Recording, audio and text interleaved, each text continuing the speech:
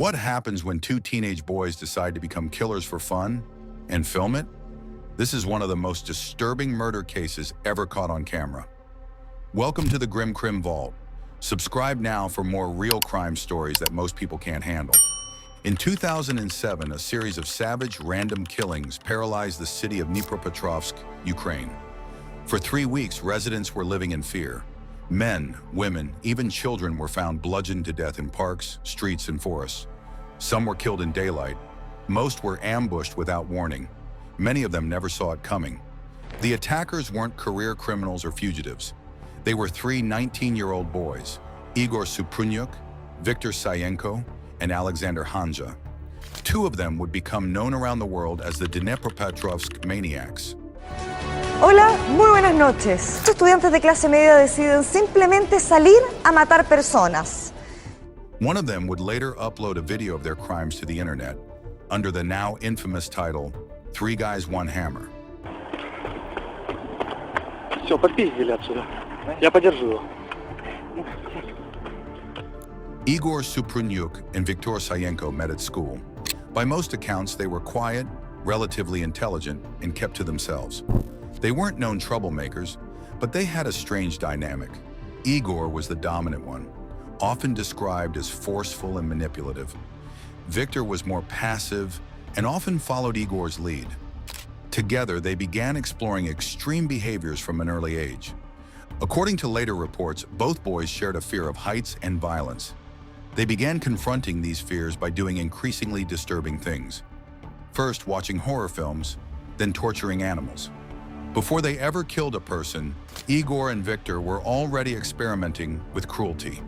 People close to them later described a disturbing pattern of behavior that began in their early teens. They would film themselves torturing animals, dogs, cats, frogs, even birds. One video showed them nailing a cat to a tree, then slicing it open with a knife. Another showed a dog being beaten to death with a metal pipe while they laughed in the background.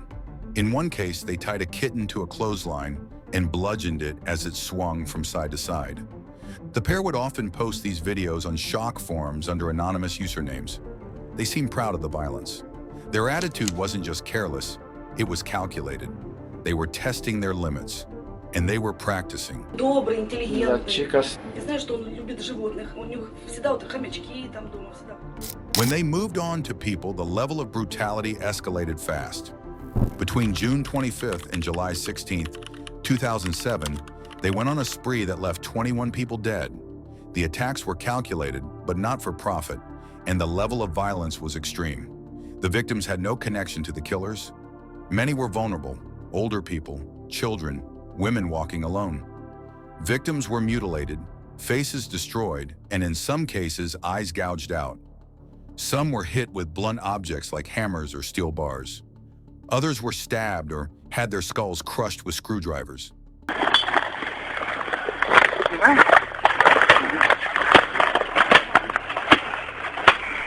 The method was consistent. Most of the victims were ambushed. The attackers approached from behind, struck quickly, and left the scene within minutes. They didn't attempt to rob them and didn't attempt to cover their tracks. In some cases, they returned later to film the aftermath, and in one case, they posed for selfies with the corpse. The attacks appeared to be done for the killer's own gratification and to capture it on camera. Сфоткаемся. Выключать видео.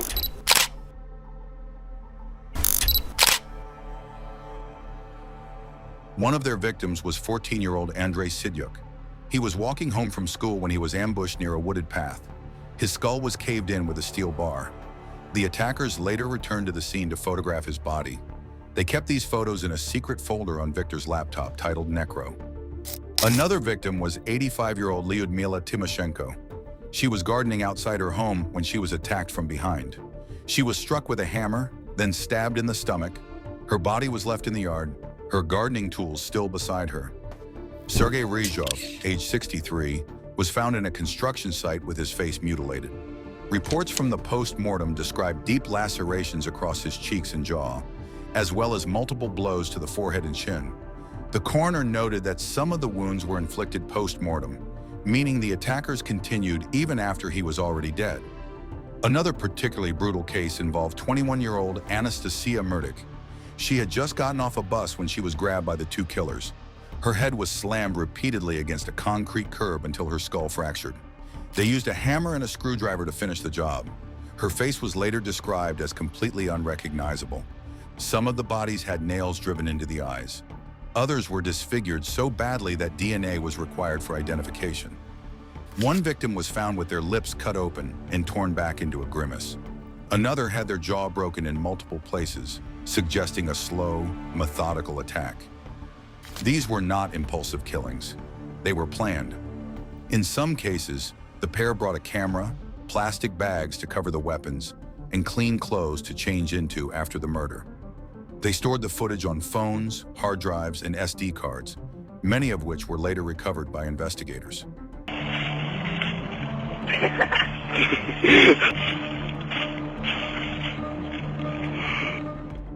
The video that would later go viral, Three Guys, One Hammer, showed the murder of 48-year-old Sergei Yatsenko. He was a father and grandfather who had been diagnosed with cancer, but was in remission.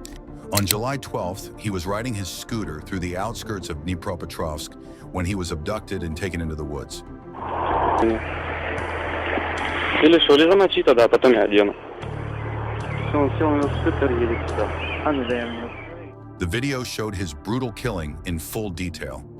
In the footage, Yatsenko is lying on his back, already injured, pleading for his life. One of the attackers begins smashing his face with a hammer wrapped in a plastic bag.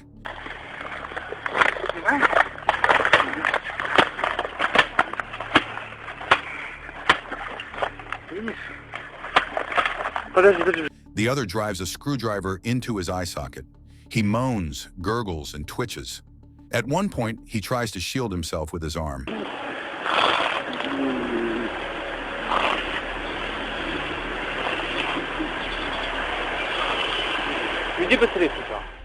The attackers laugh. They pose with the camera. One of them stomps on Yatsenko's stomach and then hits him again. The entire assault lasts over 4 minutes. The killers appear calm, even amused. At no point do they express regret or hesitation. The camera lingers on Yatsenko's bloodied, unrecognizable face. He is barely alive, yet the blows continue. Eventually, he stops moving.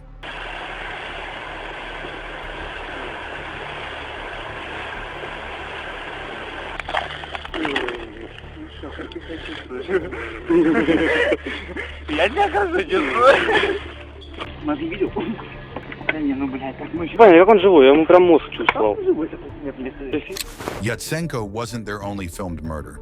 Police later found dozens of images on a laptop.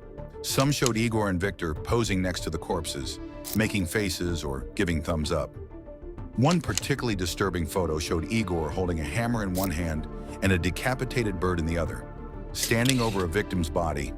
They documented everything: photos, names, maps. They even kept a murder scorecard, where each victim was numbered and given a symbol. Investigators later used these to confirm the number of killings. The randomness of the victims added to the horror. One man was killed while walking to the shops. A woman was murdered just meters from her front door. A homeless man sleeping under a bridge was beaten with a metal bar, then thrown into the river. There was no pattern, no warning, no way for anyone to know if they would be next. Despite the brutality, the killers continued to go unnoticed. The public had no idea the murders were connected, and the authorities were slow to piece it together, until a single mistake gave them away. The breakthrough came when Igor and Viktor attempted to sell a mobile phone they'd stolen from a victim. The buyer became suspicious when he discovered the phone still had photos of the victim on it, along with personal contacts. He alerted police, who traced the seller back to Igor Suprunyuk. When police raided his home, they found video files, weapons, blood-stained clothing, and a diary. Viktor Sayenko was arrested shortly after. Alexander Hanja, who had participated in robberies but not the murders, was also brought in for questioning. Estaban asustados. El mismo día la policía hizo allanamientos, después de aprenderlos en sus casas.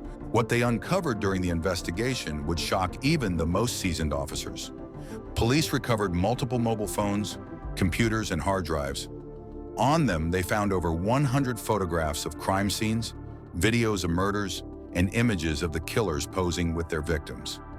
Some photos showed Igor and Viktor holding weapons. Others showed them grinning next to bodies with their thumbs up. One file contained a folder labeled Freaks, containing images of deformed corpses, animals they had tortured, and previous victims. Several photos were time-stamped and geolocated, directly matching unsolved murder cases from the previous month. One photo showed Viktor posing beside the body of a man, with his face caved in and jaw shattered. Another showed Igor standing over a female victim, holding a bloodied hammer and making a mocking face at the camera. There were also selfies taken minutes after murders, with traces of blood still on their clothes. It was all documented, and they had made no real effort to hide it. Ты с камеру так, чтобы она снимала, как мы будем. Так я сам буду снимать. Хорошо, тогда я... Both Igor Suprunyuk and Viktor Sayenko were charged with 21 counts of murder, multiple counts of animal cruelty, robbery, and the production and distribution of snuff material. Alexander Hanja, the third member of their group, was not involved in the killings themselves, but was sentenced to 9 years in prison for unrelated robberies committed in the same period. The trial began in June 2008 in a packed courtroom. It was one of the most high-profile cases in Ukraine's history. Una exhibición maldita. Esto yo no creo que hay mucho... Esto es lo final. The public wanted answers. How had this happened and why? The prosecution argued that the murders were driven by sadism, boredom, and a desire for infamy. The killers filmed their crimes not to keep as trophies, but to share and relive the control they exercised over life and death. They kept score, they posed for photos, and they celebrated what they had done. There were rumors that Igor was attempting to sell the videos on the dark web, and that part of their motive was to become rich and famous within online gore communities.